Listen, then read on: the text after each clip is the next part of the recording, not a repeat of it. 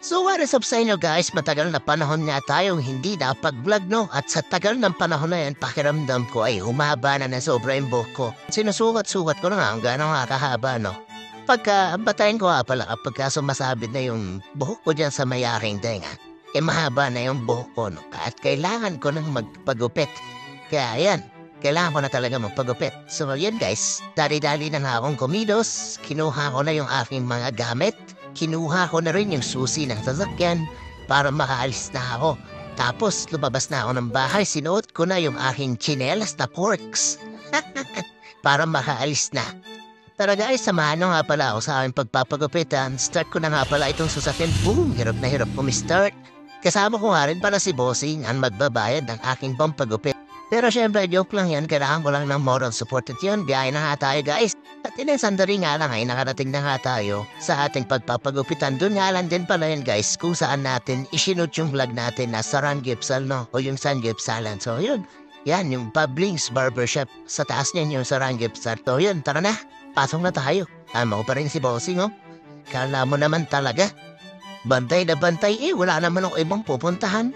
At ayun, nakaakyat na nga rin tayo dito sa Pablings Barbershop. So tara, pasok na tayo guys. So ito nga pala yung kanilang mga rate guys. I-post nyo na lang tapos i-zoom ninyo para makita ninyo ng malinaw yung kanilang mga rate. So yun, ito nga rin pala yung loob. Pagkapasok nyo, sila sandali tinawag na ako para ako na yung gugupitan nila no guys. At dito guys, medyo nang libago nga pala ako kasi hindi tissue yung nilalagay nila sa leeg no. Meron silang ibang nilalagay pero parang tissue lang din no. Kasi pag nagpapagupit ako sa mga mumurain na barbershop, tissue lang yung nilalagay nila.